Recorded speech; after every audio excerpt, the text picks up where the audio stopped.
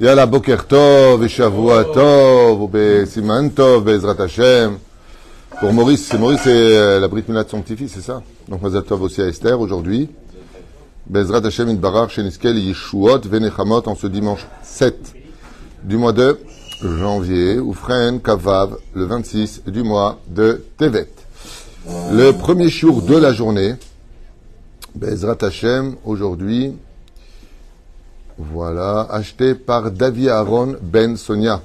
Que Dieu bénisse sur tous ses chemins. Bracha, Rebacha, Batzcha, Masé Adav. Merci d'avoir acheté un chiour.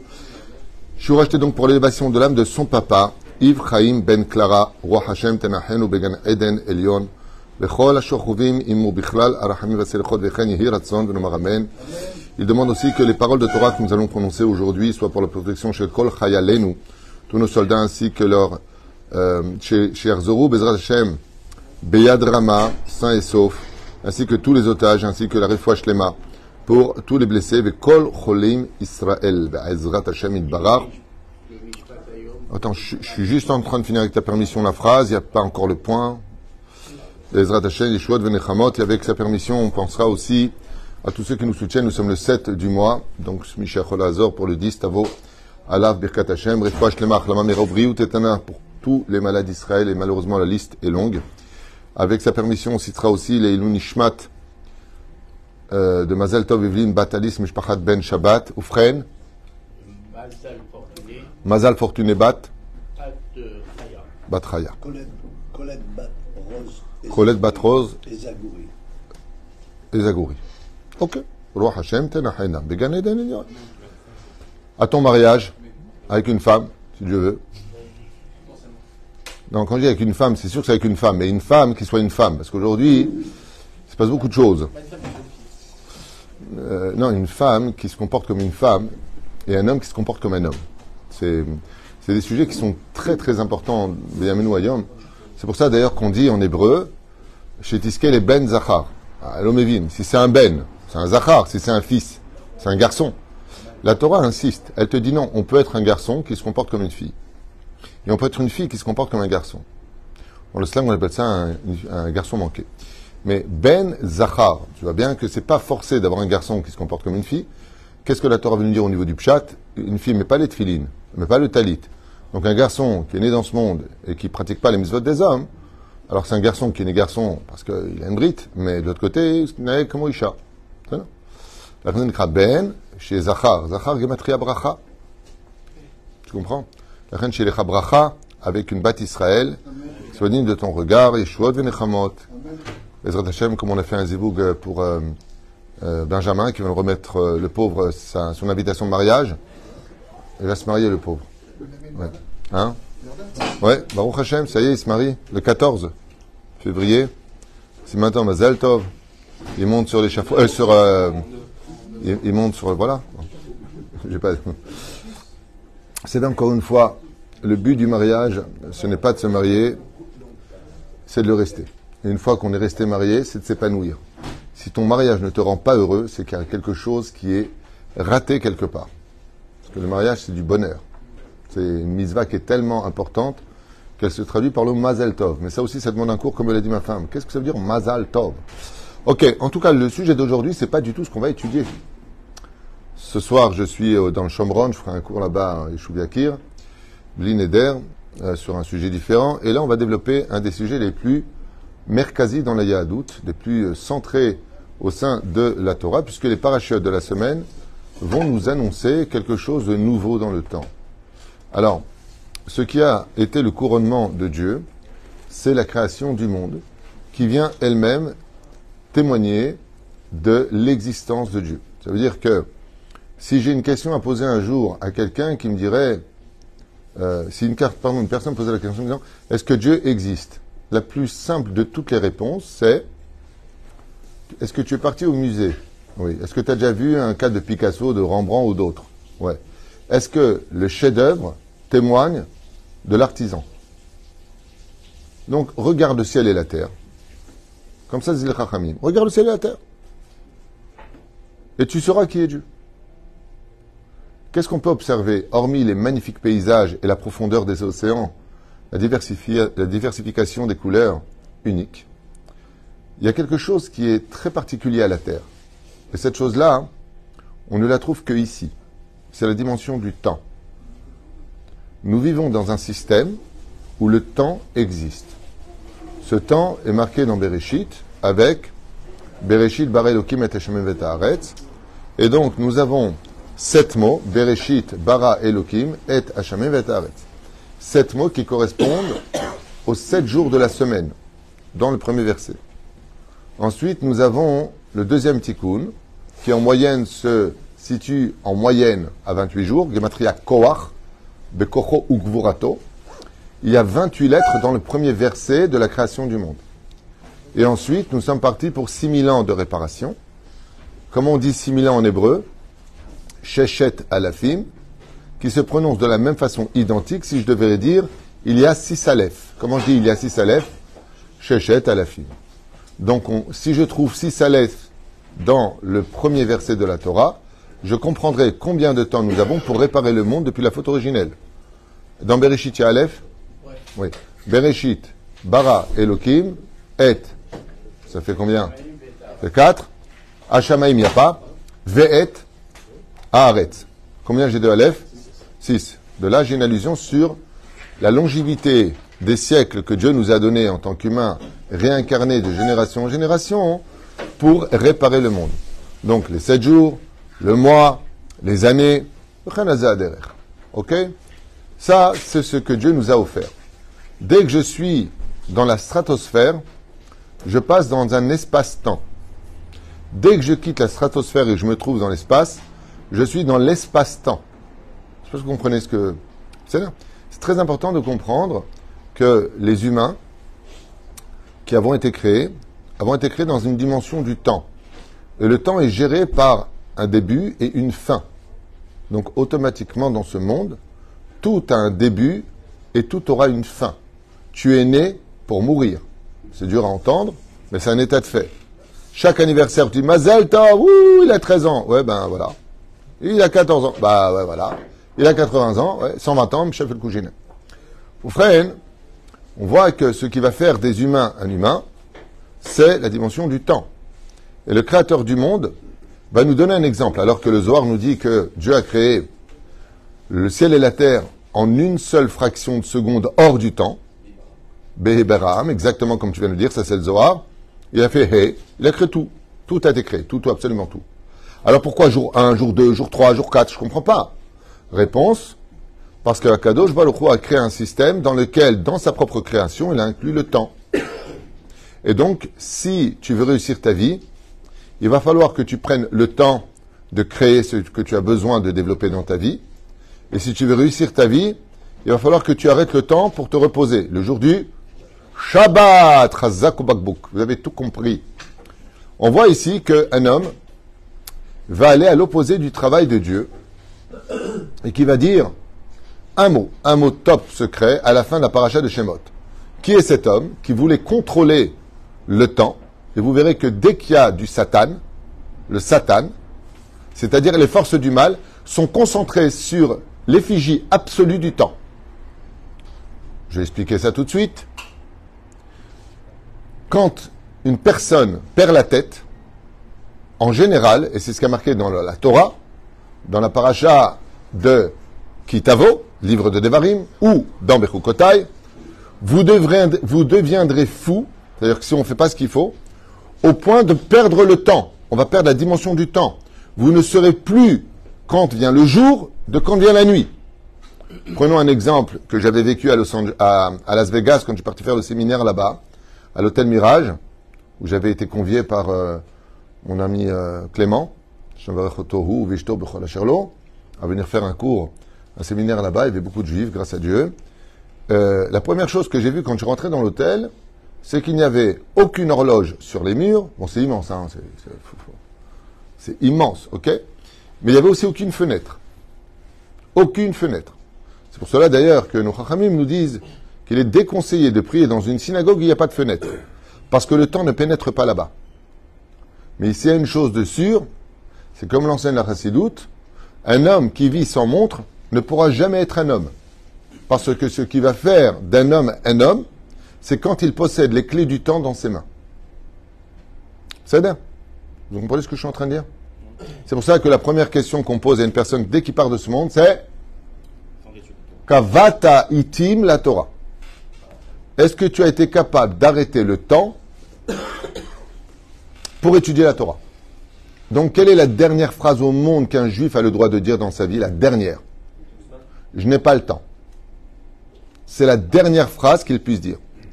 Aussi bien vis-à-vis de sa vie, parce qu'un juif qui n'a pas le temps d'arrêter le temps est un juif qui a complètement raté sa vie. Mamash, il a tout raté. Et étant donné qu'il n'a pas le temps pour les choses essentielles de ce monde, le jour où il partira de ce monde, personne n'aura le temps de penser à lui. Mesure pour mesure ne s'annule pas. Et c'est pour cela que la Torah va nous apprendre un temps pour chaque chose et une chose pour chaque temps. Avant de parler de Pharaon, de ce qu'il a essayé de faire avec les Hébreux, voyons ce que dit le Rambam dans l'Ilchot Deot. Un juif doit absolument régler son heure et son temps, de telle façon à ce qu'il ait 8 heures pour dormir, 8 heures pour travailler, 8 heures pour étudier. Et dans ces 8 heures, bien sûr, il ira manger, il ira aux toilettes, il ira ceci, il ira cela. Le Rambam nous dit cela. Dieu, qu'est-ce qu'il nous dit? Quand est-ce que va tomber la Noémie? L'une des bénédictions les plus cruciales, pardon, pas cruciales, il ne faut pas dire cruciale, c'est primordial. Eh bien, que Kadosh Baruch Hu nous a donné, c'est la dimension du temps. Je vous laisse le temps entre les mains. Quand on sort du pays d'Égypte, Dieu nous dit, vous allez passer d'esclave à homme libre. Et c'est quoi un homme libre? Un homme libre dans la Torah, qu'est-ce qu'il dit? Rosh Chodesh Lachem. Je vous donne les clés du temps. C'est celui qui est capable d'arrêter le temps pour l'essentiel dans ce monde. Sinon, il a complètement raté sa vie. Voyons ce que dit Pharaon. Pharaon. Il marche vezechro. Moshe vient avec Pharaon, avec Aaron devant Pharaon. Et il lui dit, Shelach et Tami ve'ya'avduni. Libère les enfants d'Israël, ve'ya'avduni, pour qu'ils viennent me travailler. Et Pharaon lui pose une question immédiate. Combien de temps? Il répond, 3 jours. Est-ce que tu serais capable, donc bien sûr c'est un piège, puisque avec les tordus, on a le droit d'être tordu. Il lui dit, combien de jours? 3 jours. Et la réponse de Pharaon, c'est un mot qui fait trembler. Nirpim, désœuvré. Il dit, attends. Qu'est-ce que tu es en train de me dire? Tu me demandes d'arrêter le temps de l'esclavage. Écoutez bien, les mots ils sont puissants. Tu es en train de me demander le temps de l'esclavage, de l'arrêter? Qu'est-ce que vient nous dire Pharaon ici? Qu'une personne qui n'a jamais le temps est un pur esclave. Je ne sais pas si vous comprenez la puissance de la fin de la parashat Shemot. Mishe enlo koach ligboa et azman, celui qui n'a pas de tornit, qui n'a pas de programme dans sa vie, qui n'a jamais le temps de rien, c'est un pur esclave, il ne sera jamais heureux. Lama, parce qu'il n'a pas le temps de s'occuper de l'essentiel, de la spiritualité, de se reposer quand il a besoin, de ceci et de cela. Et je lui dis, enfin, excuse-moi, mais moi, j'ai vraiment pas le temps. Zélonachon, et on va le dire. Et on va le prouver, on va l'expliquer. Vous savez pourquoi je veux dire la phrase secrète? Phrase secrète que j'avais dit un jour à quelqu'un à Tel Aviv, il y a plus de 32 ans. Je lui ai demandé s'il voulait venir mettre les tefilines. C'était mon voisin qui avait la boutique. Je lui ai dit, est-ce que tu veux venir mettre les tefilines? Il m'a dit, Mechila Nizman, je n'ai pas le temps. Et je lui ai dit, tu as raison. Ah, il était content, il s'est débarrassé de moi. On se connaissait bien, on se disait bonjour tout le matin. Je lui ai dit, Atat Sodek. Ah, j'ai fait, me lâche les baskets, le mec, c'est bien. Je lui ai dit, Atat Sodek. Yeshnanu rak zman le mashirotzim litpanot. Nous n'avons que le temps pour ce que nous voulons nous libérer dans ce monde. Il m'a expliqué, il m'a dit comme ça, il m'a attrapé par la main, il m'a dit, Tasbir mashaterotzelomar. Je vais dire ça en un mot, je vais vous traduire en français directement. Je lui ai dit, on a le temps que pour ce qui nous intéresse. Il me dit non, Behemet, en lizman. Je dis très bien. En lechazman? Il m'a dit non, en lizman. Je dis très bien. Avec tout le respect que je te dois, et je m'excuse pour l'endroit, je dis maintenant, tu as une diarrhée. Qu'est-ce que tu fais? Tu as rendez-vous à la banque, tu as le directeur qui t'a appelé, et là maintenant, tu as une diarrhée. Qu'est-ce que tu fais? Ah, je vais aux toilettes, qu'est-ce que tu veux que je fasse? Tu as le temps d'aller aux toilettes? Mais je suis obligé. Je dis, tu viens de répondre à toutes les questions. C'est-à-dire que selon toi, ça veut dire que d'aller aux toilettes, c'est plus important que d'arrêter le temps pour mettre les tefilines? Il m'a dit, bon, c'est bon, mets-moi les tefilines. Mais c'est pas une blague. On en rigole, mais c'est pas une blague. Ça veut dire qu'on a le temps que pour ce qui nous intéresse. Prenez le cas, par exemple, d'une personne, pourquoi ça se fâche un peu dans les couples. Hein? Vous savez pourquoi ça se fâche? La femme, elle demande à son mari. C'est un exemple, ça peut être le contraire, hein, ok? La femme demande à son mari, tu peux venir m'aider, s'il te plaît, on fait les courses. Oh, tu me saoules, j'ai pas le temps. Alors, si elle avait une caméra qui suit le mari sur les 24 heures, ça peut être au contraire aussi, hein, ok? Et là, à ce moment-là, on va voir que à 14h30, le copain de son mari est arrivé. Oh, je viens d'acheter la dernière Mercedes. Tu veux venir la voir? Ah ouais, grave. Elle est en bas. Attends, je descends. Je peux faire un tour? Dès que bizarrement, il y a quelque chose qui t'intéresse, tu as le temps. Tu as le temps. Tu es en train de travailler. Tu peux pas rater ton tortue. Le téléphone sonne, on te dit ton fils, il est tombé à l'école, venez vite. Qu'est-ce que tu fais? Désolé, je n'ai pas le temps. Vous connaissez ça? Ça existe? Ça n'existe pas. Quoi? J'arrive tout de suite. Je vais arrêter le temps. Je vais courir. Vous savez pourquoi? Parce que je l'aime. Parce que je suis inquiet. Parce que c'est important pour moi. Ne dis jamais je n'ai pas le temps. La vraie phrase, c'est tu ne m'intéresses pas assez pour que j'arrête le temps pour toi. C'est comme certains enfants. Hein. Alors, ça fait 3 semaines, 4 semaines, 1 mois, 1 an que je t'ai pas entendu. Ah, j'avais pas le temps, j'étais occupé. Ah ouais? Viens, on prend une caméra qui te suit. Alors, pour le country club, tu as eu le temps d'appeler. Tu as eu le temps de prendre rendez-vous pour commander le restaurant. Tu as eu le temps d'aller aux toilettes. T'as eu le temps. Donc, moi, en fin de compte, je suis à la fin de la Rishima. Et c'est pour cela que, quand je dis que c'est une personne qui a un gros problème, pourquoi la première question que Dieu va poser à un homme, donne-moi ton emploi du temps. Comment tu as employé le temps?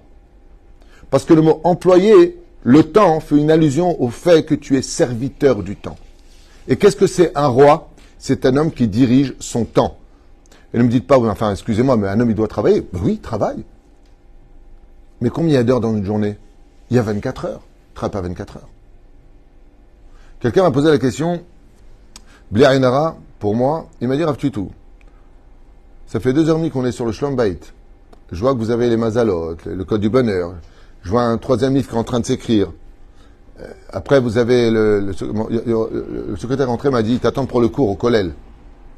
Vous avez le temps de préparer tout ça, vous avez le temps de ça, vous partez les séminaires, vous faites les roupotes, vous faites ceci, les enterrements. Mais comment vous faites avec tout ce temps? Vous avez des enfants, vous avez une femme.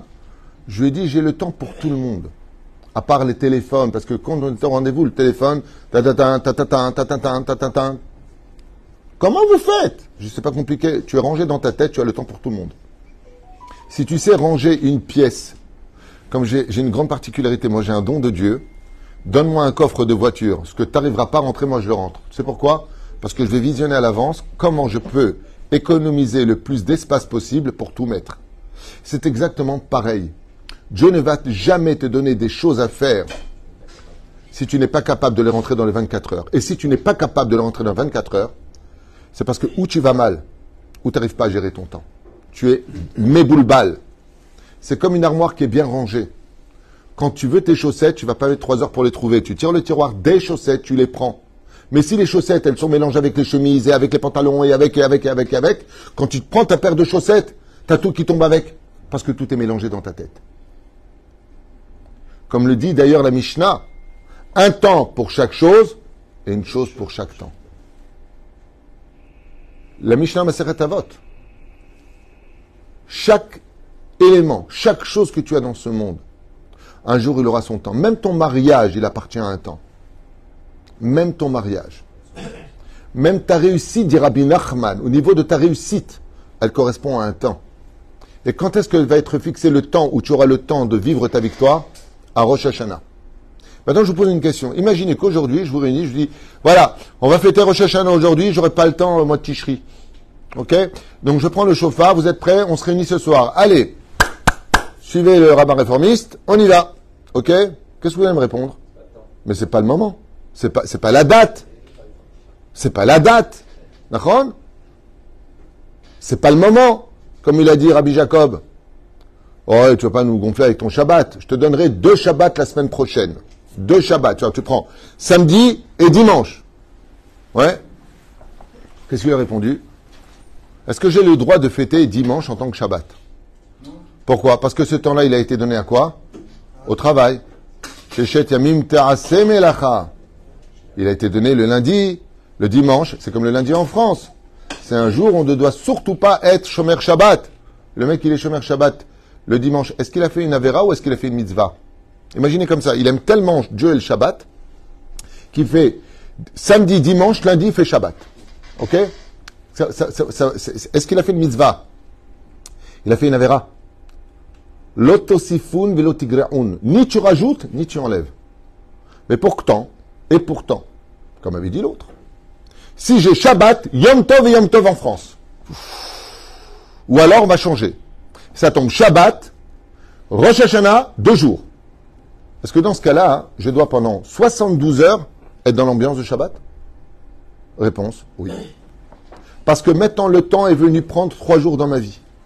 Et ces 3 jours dans ma vie, dans la Kedusha, à ne pas enfreindre des choses, ne vont pas me permettre de travailler. Parce que c'est pas le moment de travailler. Si tu travailles, qu'est-ce qu'on dit les Chachamim? T'as pas de bracha. En ce moment, tu fais d'Averot, tu perds ton identité, D'ailleurs, à propos du Olam Haba, est-ce qu'il y a le temps là-bas, Olam Haba? Le monde futur, est-ce qu'il y a un temps là-bas? C'est le temps de l'éternité. Ça veut dire qu'il n'y a pas de commencement, il n'y a pas de fin. Donc, qui y va? Celui qui a été capable d'arrêter le temps. Le but de ce monde, c'est le temps.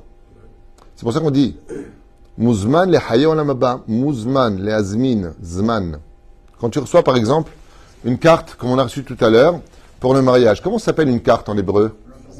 Azmana, pas Azbana. Azmana. Ça veut dire quoi Azmana?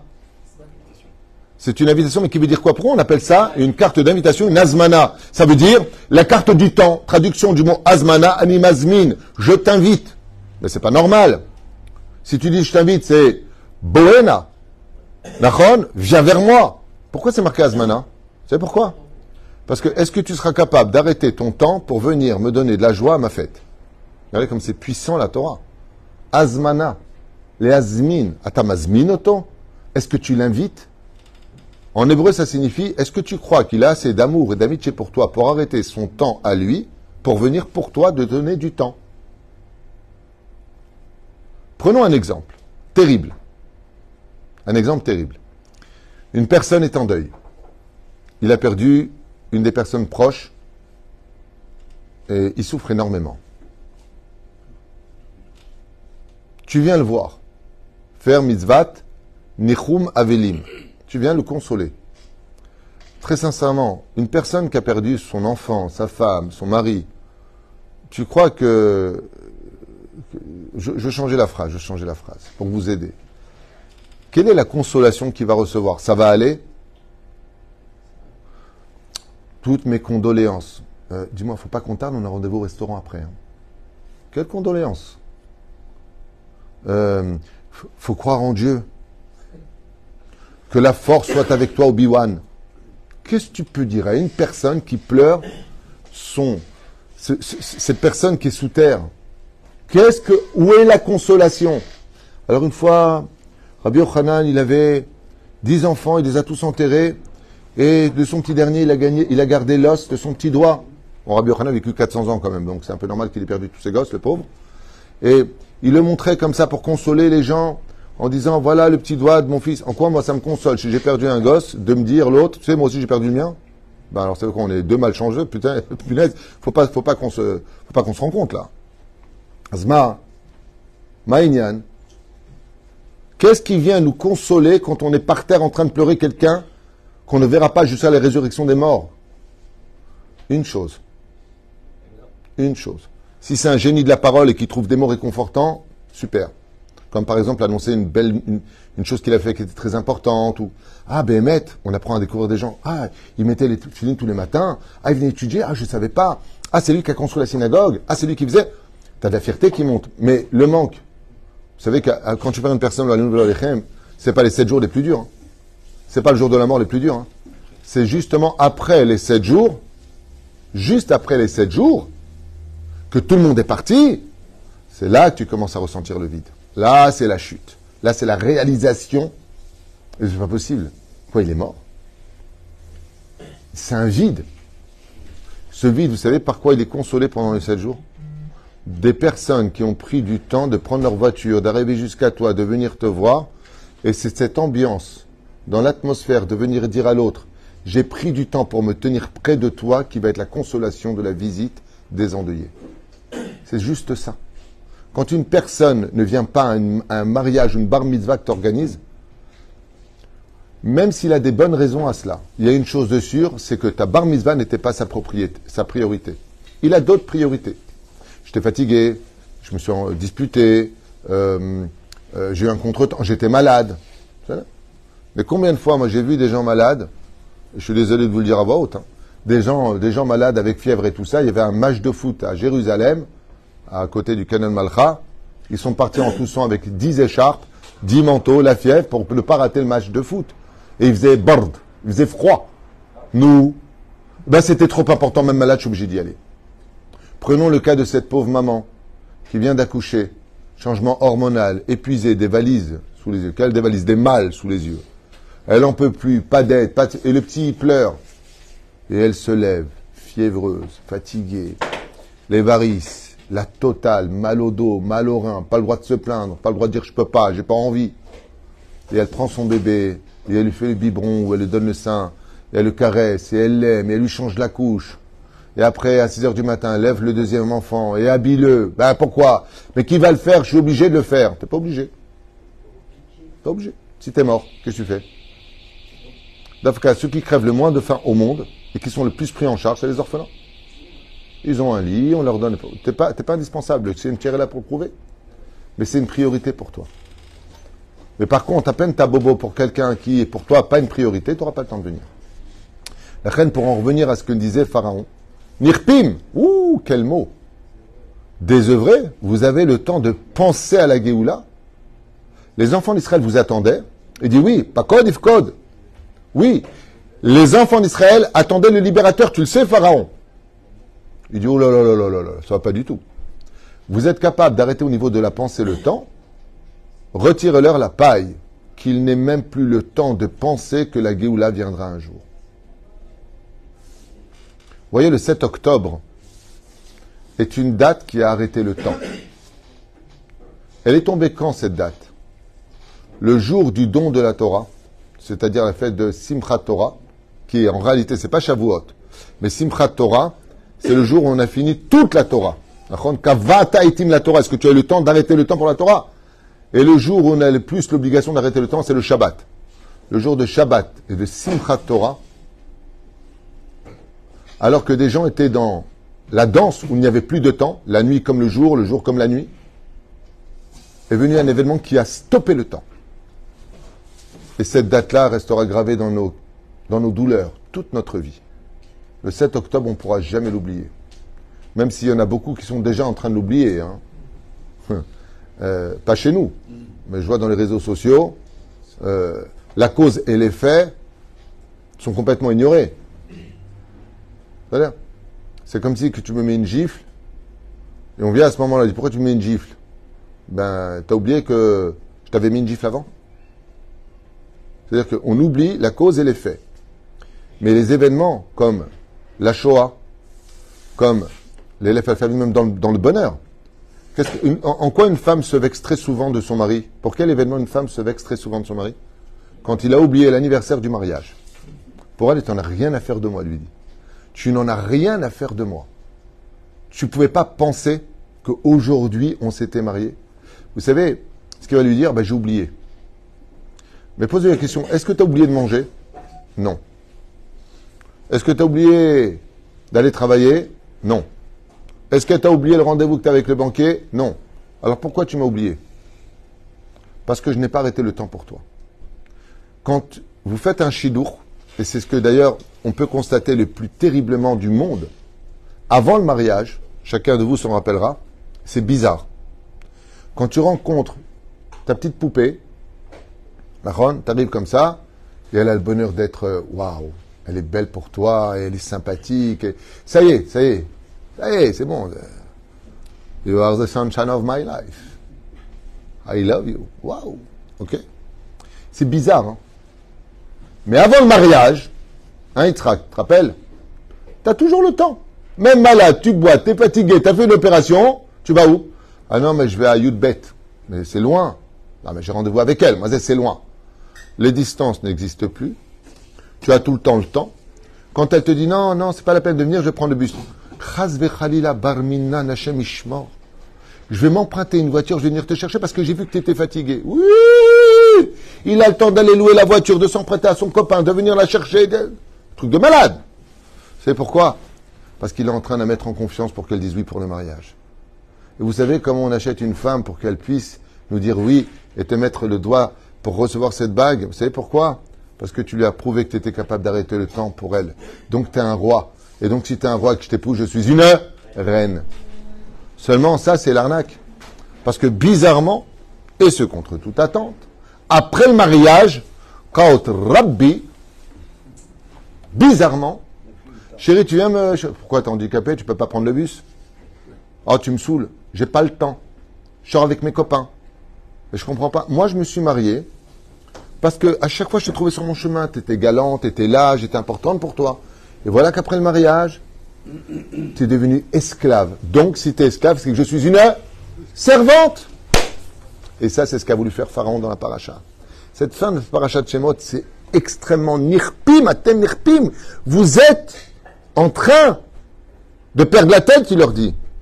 Parce que l'esclavage ne devait pas vous faire voir la distinction entre le jour et la nuit. De ne pas voir les années. Vous ne devriez plus compter les années avec ce que je vous ai fait.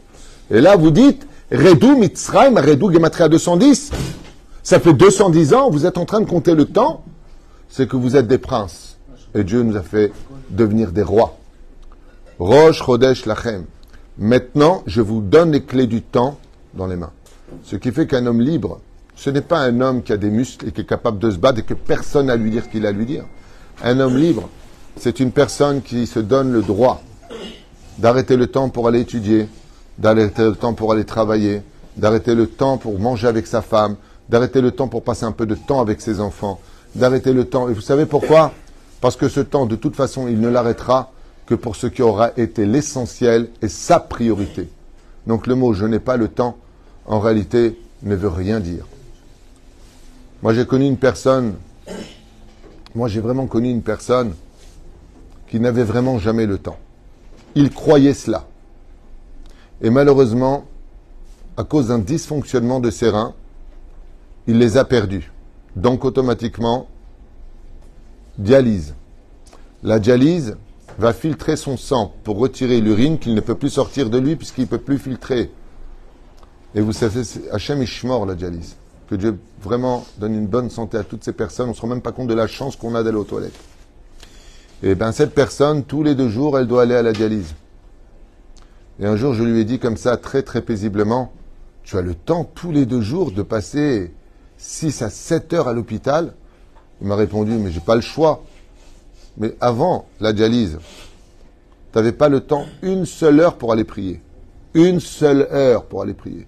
Et là, tu donnes 7 heures tous les 2 jours. Il m'a dit, mais si j'y vais pas, je crève. Enfin, vous êtes bête. Je lui ai dit, non, ça, je suis au courant de comment marche la dialyse. Mon père aussi a été dialysé, que Dieu repose son âme. C'est terrible, la dialyse. Mais j'avais dit à cette personne à Paris, c'est fou que maintenant, tu aies compris que l'essentiel, c'est d'aller te faire dialyser. Il m'a dit, mais c'est vital. C'est exactement ce que te reproche ton épouse. Quand tu n'as pas le temps pour elle, elle comprend une chose, elle n'est plus vitale pour toi. Et c'est pareil pour un homme. Quand sa femme n'a jamais le temps pour lui, mais elle a le temps pour sa carrière, elle a le temps pour ses copines, elle a le temps pour sortir, je comprends que je ne suis plus ta priorité. Parce que quand on veut quelque chose, on lui donne la plus belle pièce au monde, qui achète le cœur de tout le monde. Même celui qui est endeuillé, même celui qui était sous la choupa, c'est de lui accorder du temps pour rester avec lui. À partir du moment où je lui sanctifie du temps, je lui ai montré une chose. Pas forcément que je l'aime plus que les autres, hein, mais je lui ai montré une chose.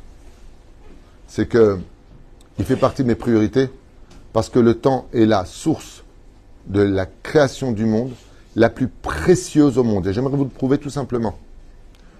Une personne aura du mal à donner son argent. Mais si on lui annonce qu'il doit subir une opération chirurgicale sur laquelle il mourrait, vous allez voir qu'il va se ruiner pour payer cette opération. Mais on a envie de lui dire, mais t'es bête ou quoi? Pourquoi t'es bête? Pourquoi tu vas payer une opération? De toute façon, un jour ou l'autre, tu mourras. Oui, mais si je peux vivre encore 1 an ou 2, combien t'es prêt à payer pour cela? Et c'est ce que nous dit le Zohar HaKadosh. Quand Adam Arishon, il savait qu'il avait 1000 ans à vivre et qu'il a vu le roi David, il a dit, 1000 ans, je vais lui donner 70 ans. C'est rien, 70 ans. Aval, quand il a eu 929 ans et qu'il s'est rendu compte qu'il lui restait encore une seule année à vivre, il a vécu 930 ans. Il a dit à Hachem, je veux résilier le contrat que j'ai fait pour le roi David. Pourquoi je veux résilier le contrat que j'ai fait avec le roi David? Il dit parce que tu te rends compte que 930 ans s'est passé très vite et qu'il a essayé de récupérer 70 ans de vie. Donc si le temps pour toi n'était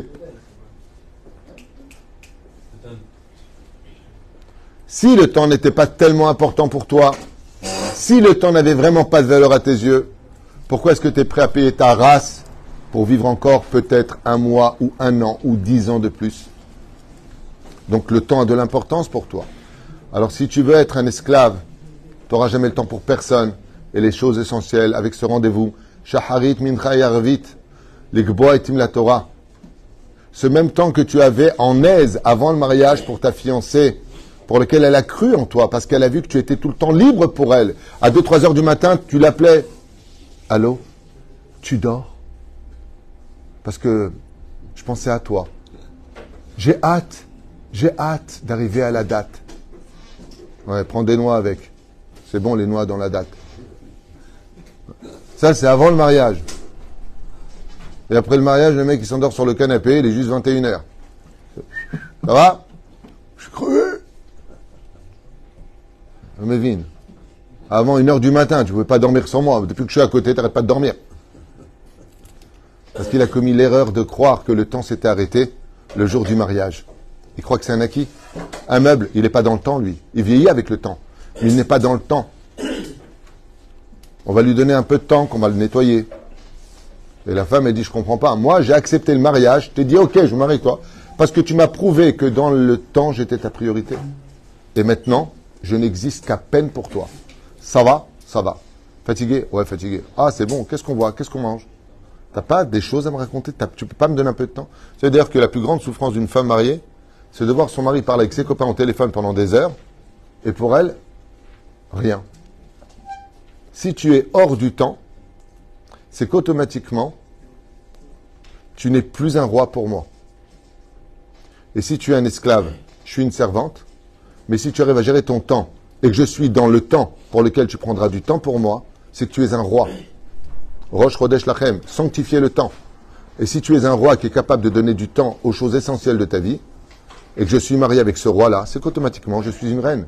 De faire de sa femme une reine, ou des choses qui sont autour de nous, de les rendre roi ou reine, ce n'est pas dépendant de la valeur des choses que tu lui offres. Mais c'est dépendant du plus grand bijou que Dieu nous a donné, c'est de contrôler le temps. Et d'arrêter de dire, je n'ai pas le temps. Sois franc. Pour toi, je n'ai pas le temps. Ça, c'est la vraie réponse. C'est ce que reçoivent toutes les victimes de ces personnes qui, dans l'attente d'un regard, d'un mot ou d'une compassion, eh bien, se rendent compte qu'en fin de compte, on n'était pas si important pour eux. C'est pour cela que d'ailleurs, le jour du départ d'une personne s'appelle la Askara.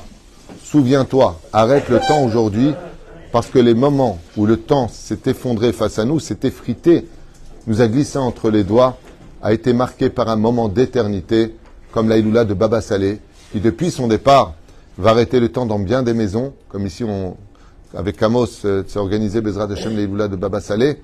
Comment se fait-il qu'on va tous prendre du temps pour venir faire honneur à ce grand sadique, allumer des bougies? Mais c'est énorme, c'est énorme. Et vous savez pourquoi? Parce que Baba Salé, il a arrêté son temps pour prier pour chaque juif, comme le rabbi, pour chaque juif, Rabbi Nachman, pour chaque juif. Si tu as arrêté le temps pour les autres, alors ne t'étonne pas de voir aussi les autres arrêter le temps pour toi. Baruch Adonai Leolam, Amen ve Amen.